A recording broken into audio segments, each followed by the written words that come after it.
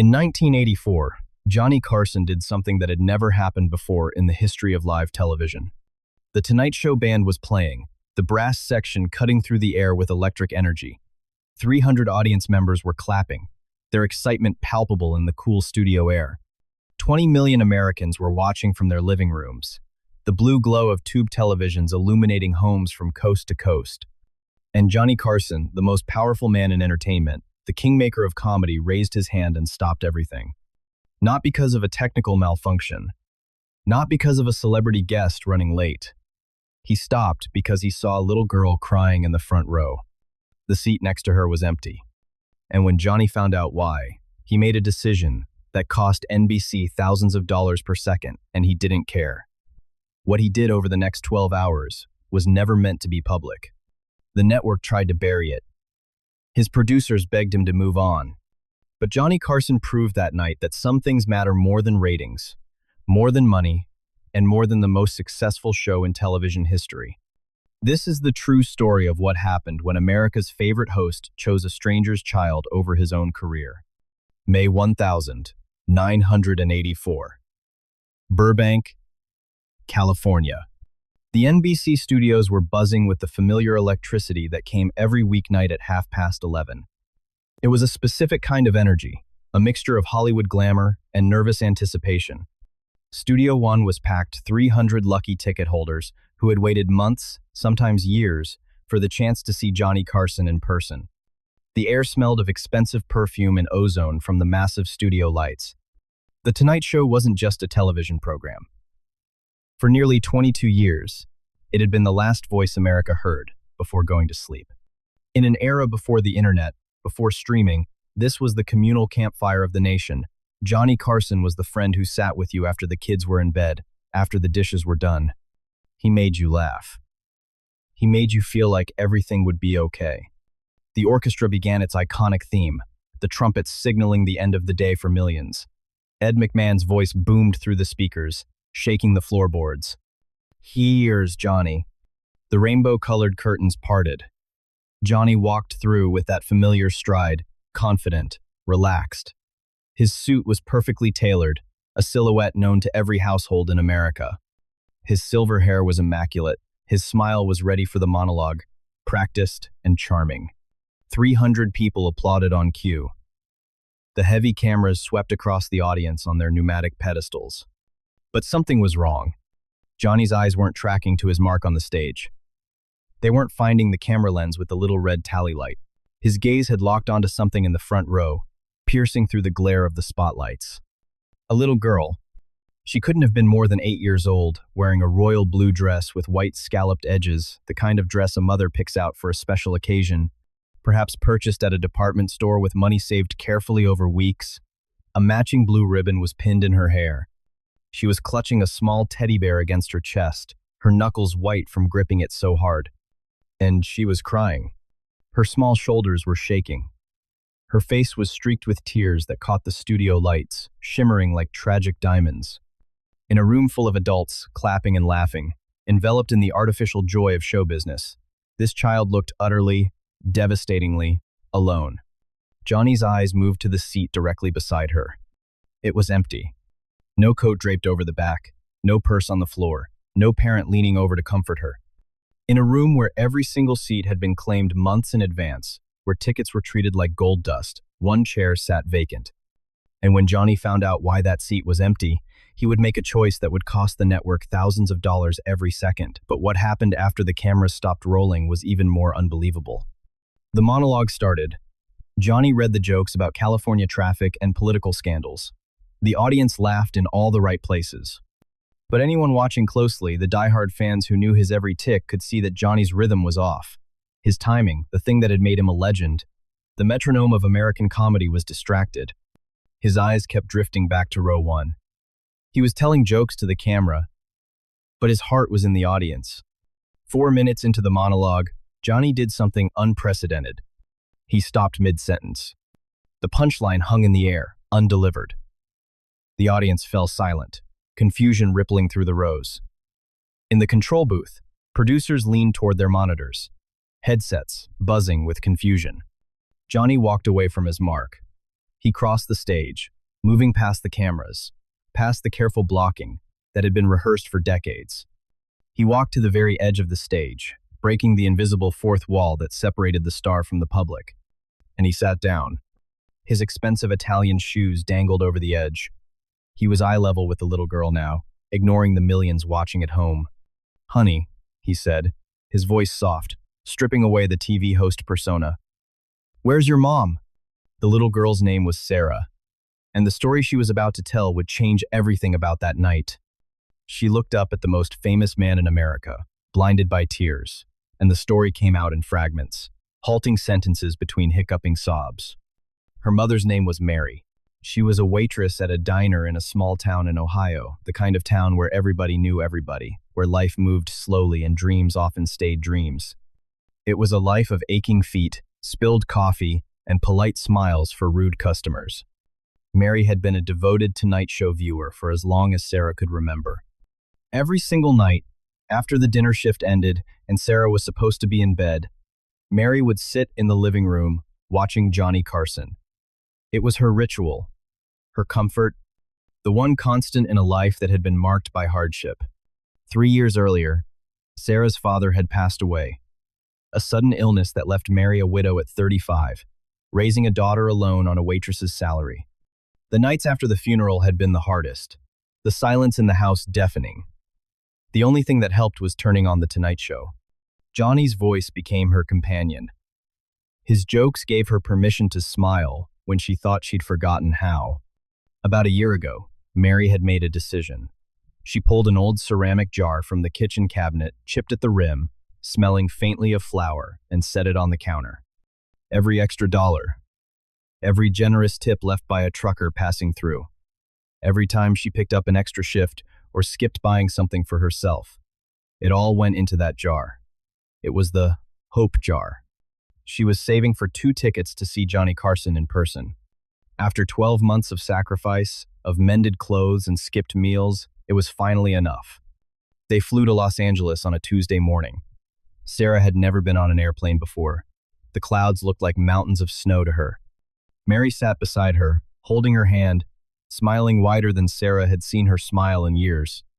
They arrived at NBC Studios early and took their place in line. The California sun was warm, a stark contrast to the gray Ohio skies. They talked about what Johnny might say in his monologue. They wondered if Ed McMahon would be as loud in person. They laughed together, sharing a bag of pretzels. And then Mary's face changed. Sarah saw it happen. One moment, her mother was smiling. The next, her hand flew to her chest, clutching the fabric of her blouse. Her face went pale, a terrible, grayish white that Sarah had never seen before. The light simply vanished from her eyes. Mary tried to say something, but no words came out, only a sharp gasp. Her knees buckled. She collapsed onto the warm concrete of the Burbank sidewalk, the sound of her fall sickeningly heavy. Chaos erupted. People shouted for help. Someone ran inside to get security. Sarah stood frozen, watching her mother crumple, her small mind unable to process the horror unfolding before her. The ambulance arrived within minutes, sirens wailing. Paramedics surrounded Mary, speaking in urgent tones, loading her onto a stretcher with practiced efficiency. Sarah tried to follow, but someone held her back. In those final seconds before the doors closed, Mary grabbed the arm of the security guard standing nearby. "Please," Mary said, her voice barely a whisper, fighting through the pain in her chest. "Please make sure she gets inside. We waited so long. She needs to see the show.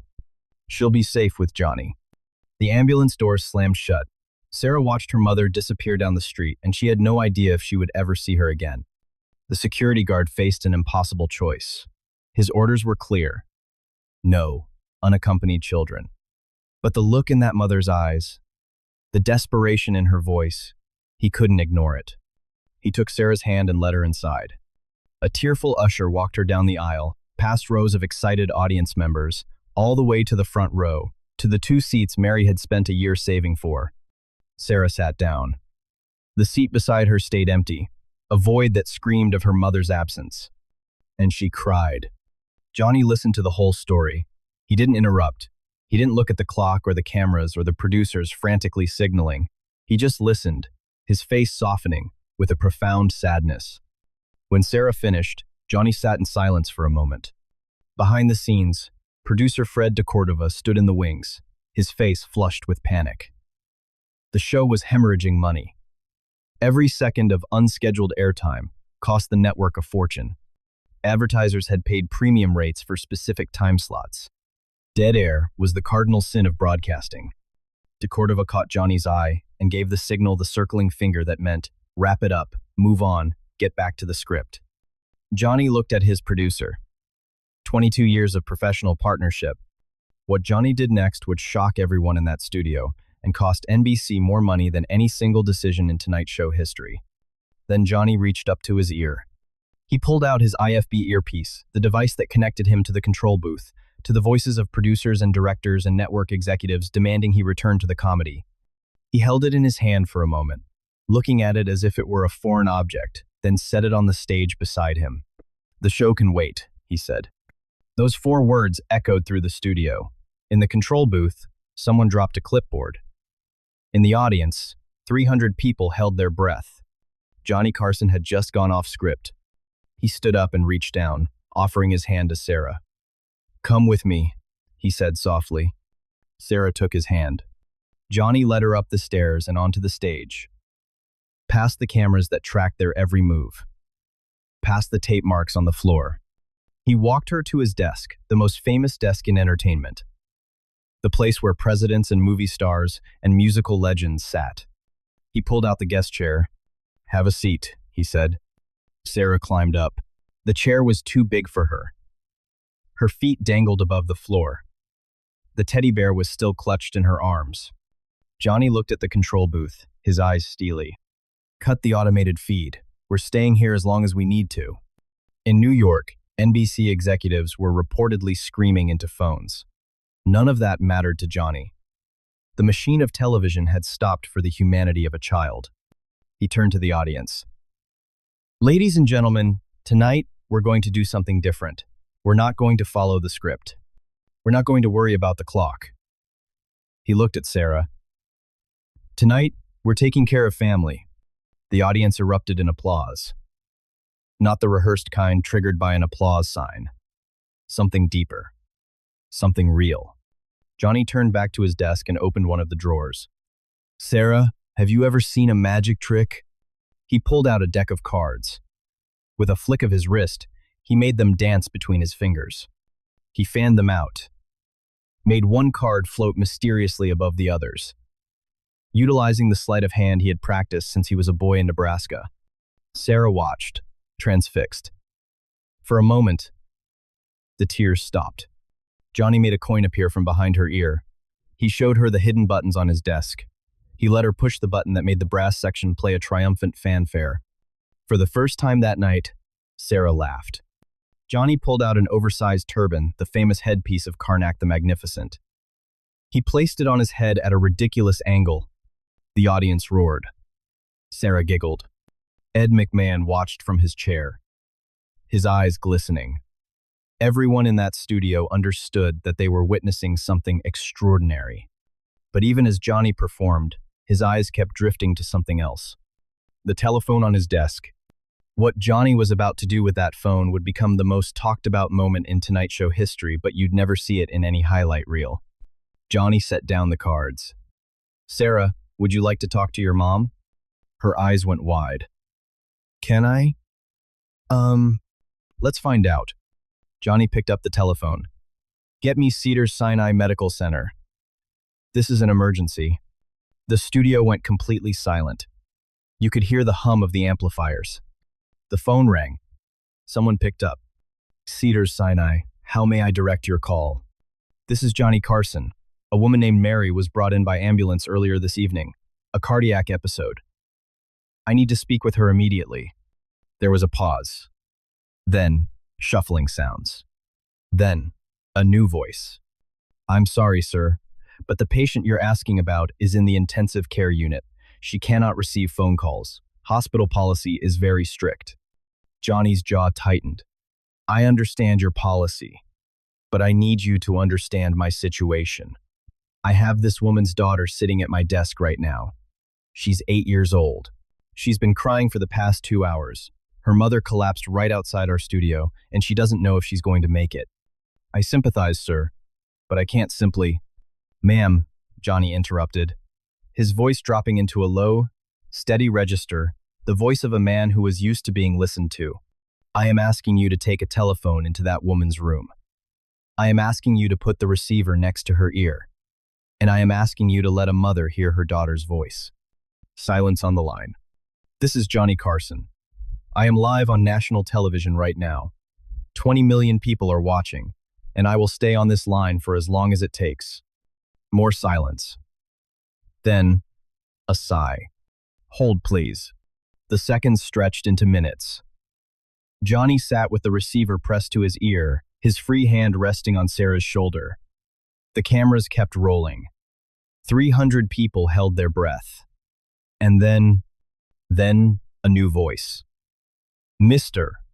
Carson? This is Dr. Mitchell. I'm the attending physician for Mrs. Mary Thompson. How is she, doctor? She suffered a cardiac episode, stress-induced cardiomyopathy. We've stabilized her, but she's very weak. She's been asking about her daughter since she arrived. Johnny closed his eyes for a moment, relief washing over his face. Doctor, I need you to take this phone into her room. Can you do that? I can. Just give me a moment. More shuffling, footsteps, a door opening, then a soft click. We're going to patch this through the studio speakers, Johnny told Sarah, so everyone can hear. Is that okay? Sarah nodded. Johnny signaled to the sound booth. Static crackled through the massive speakers. Sarah? Baby, are you there? Sarah's face crumpled. After 2 hours of not knowing if her mother was alive or gone, she finally heard the voice she'd been desperate to hear. Mama. Mama, it's me. I'm here with Mr. Carson. He's being so nice to me, Mama. Mary's voice was weak but unmistakable. Oh, baby. Oh, my sweet girl. Are you okay? I was so scared, Mama. You fell down, and they took you away and I didn't know. I know, sweetheart. I know. But I'm okay. The doctors are taking good care of me. Are you being brave? Sarah wiped her eyes. I'm trying, Mama. Johnny took the receiver. Mary? This is Johnny. I want you to know that your daughter is the most important person in this building right now. And I personally promise you that she will be safe until you two are back together. There was a pause. When Mary spoke again, her voice was trembling with emotion. Mr. Carson, I've watched you every night for 15 years. You got me through the hardest time of my life. And now you're taking care of my baby. I don't know how to thank you. You don't have to thank me, Mary. You just focus on getting better. We'll handle everything on this end. Will you tell her I love her? Johnny looked at Sarah. She can hear you, Mary.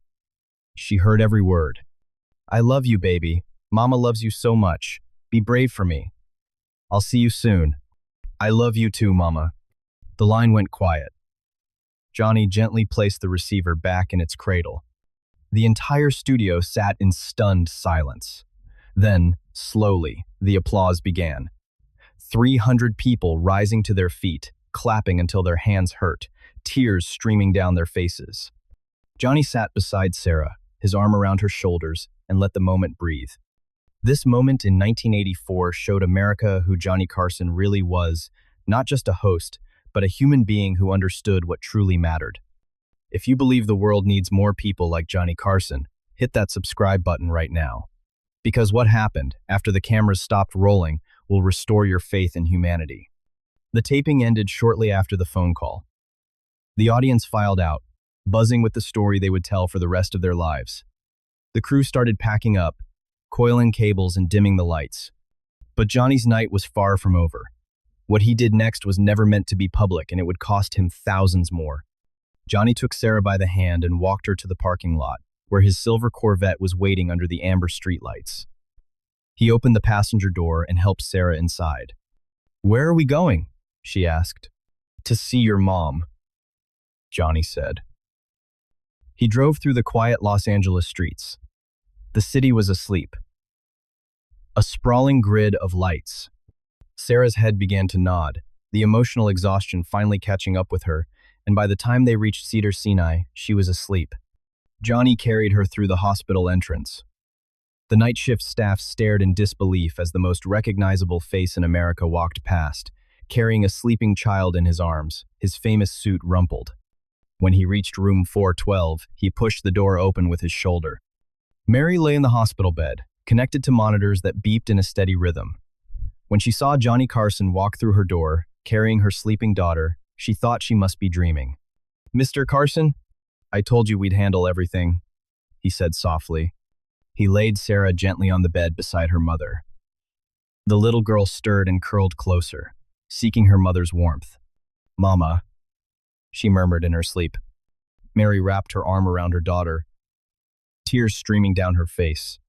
Johnny pulled a chair up beside the bed. "Mr. Carson, you don't have to. I'm not going anywhere. Not until I know you're both going to be okay." He sat in that hard plastic chair for the next 4 hours, refusing to leave. He watched the monitors. He fetched water. He was just a man keeping watch. But what arrived at Mary's door 3 weeks later would shock her even more than Johnny's midnight visit. At 5 in the morning, Dr. Mitchell made his rounds and delivered the news. "The worst is over. Her heart is recovering. She's going to be fine." Johnny stood, his joints aching, his eyes heavy. He leaned down and spoke softly to Mary. "I have to go. But you don't have to worry about anything. Not the hospital bills. Not getting home. My people will be in touch." Mary squeezed his hand, unable to find words adequate to the moment. Then he slipped out into the hallway, a solitary figure disappearing into the dawn. 3 weeks later, when Mary opened her front door back in Ohio, a delivery man stood holding an enormous bouquet of roses, at least 24 deep crimson blooms in a crystal vase. Inside was a cream-colored envelope. The letter explained that every hospital bill had been paid in full. Every single expense, the emergency room, the ICU, the specialists, the medications, tens of thousands of dollars, all settled. But that wasn't all. A private trust had been established in Sarah's name, an education fund large enough to cover 4 years at any university in the country. At the bottom, in blue ink, "For the bravest little girl I ever met, and the mother who raised her. You don't owe me anything. Just be happy." Signed with a single letter, J. For the next 20 years, Johnny's lawyers kept this secret buried. No headlines, no publicity, no one knew. But in 2004, something happened that would finally bring this story to light. If this story is giving you chills, tap that like button right now and drop a comment telling me about a time someone showed you unexpected kindness. I read every single one. And stick around, because what happened when Sarah and Johnny reunited 20 years later will absolutely break your heart. Sarah, now a teacher in her late 20s, had spent months tracking down Johnny. He had retired from The Tonight Show in 1992 and largely disappeared from public life. Everyone she contacted refused to help. They were under strict orders to protect Johnny's privacy. Then she explained who she was. She told the story of that night in 1984. Finally, someone made a call on her behalf. Johnny agreed to meet her. When Sarah walked into that restaurant in Malibu, she was carrying something she'd kept for 20 years, something that would make Johnny Carson break down in tears. The restaurant was small and quiet, perched on a cliff overlooking the Pacific Ocean. Johnny was sitting alone at a table by the window when Sarah walked in. He looked older now, smaller, somehow. The vibrant energy of the king of late night had mellowed into a quiet grace. But when he turned and saw her, something in his eyes came alive. "Sarah, my God, look at you." She sat across from him. For a moment, neither spoke. The sound of the waves crashing below filled the silence. Then Sarah reached into her purse. She pulled out a small strip of fabric, faded with age, a blue ribbon, the same one she had worn in her hair that night in Studio One, 20 years ago. She set it on the table between them. Johnny picked it up with trembling fingers. For a moment, He was back on that stage, looking down at a crying girl in the front row, making a choice that would define the best night of his career. "I kept it all this time," Sarah said. "I wanted you to see it." She told him about her mother, who had lived another 20 years with a healthy heart, about Mary dancing at her college graduation, about her wedding, with Mary crying happy tears in the front row. She told him about becoming a teacher, about spending her days with children the same age she had been that night, about trying to pay forward what he had done, watching for the quiet kids who needed someone to notice they were hurting. She pulled out the deck of cards he'd given her that night, the edges white with age, the gilt lettering faded. "You gave me something to hold on to when everything was falling apart," she said. "I had proof that someone cared." Johnny took the cards, feeling their familiar weight. "Sarah, I interviewed presidents. I sat across from the most famous people on the planet." He looked up at her, his eyes glistening. "But that night, the night I stopped the show for you, that's the one I think about. Out of all of it, that's what mattered." He reached across the table and took her hand. "You taught me that the real measure of a life isn't ratings or applause. It's whether you can stop what you're doing long enough to help someone who needs it." Sarah squeezed his hand. "You saved my mother's life. You saved my life." Johnny shook his head. "I made a phone call. I sat in a chair. It was everything." That was the last time Sarah saw Johnny Carson. 9 months later, something happened that would make her realize just how much that night had meant to him too. Johnny passed away the following January, surrounded by family. The obituaries poured in from every corner of the entertainment world, comedians who credited him with launching their careers, musicians who remembered playing on his stage, fellow hosts who acknowledged they were all trying to live up to his standard. But Sarah read every single obituary and noticed something missing. None of them mentioned the night he stopped the show for a crying girl. None of them knew about the phone call, the hospital visit, the 4 hours in a plastic chair, the letters, or the trust fund that changed a family's future. Johnny had wanted it that way. He had gone to his final rest keeping the secret. But in his personal effects, his family found something that told them this night meant more to Johnny than almost anything else in his career. A faded blue ribbon, carefully preserved in a frame, and beside it, a photograph, the only photograph Johnny had kept from that night. Sarah, sitting at his desk, the oversized Karnak turban on her head, finally smiling. Today, Sarah still teaches elementary school in Ohio. On her desk sits a small frame containing her own blue ribbon and a handwritten note on yellowed stationery. "For the bravest little girl I ever met," signed with a sweeping J. She tells her students on the hard days, "You never know who's watching. You never know who's going to stop what they're doing to help you. So be brave.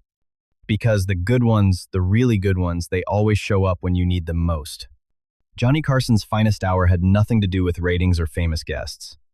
It happened when he threw away the script and chose to notice a little girl who needed help. If this story moved you, share it with someone who needs to remember there are still good people in this world. Hit that subscribe button for more stories that remind us what really matters, stories of real people doing extraordinary things when no one was watching. And drop a comment below telling me, who's the Johnny Carson in your life? Who stopped everything to help you when you needed it most? I read every single comment, and your story might inspire someone else today. Because sometimes the best stories aren't the ones that made headlines, they're the ones kept secret for 20 years, waiting for the right moment to be told.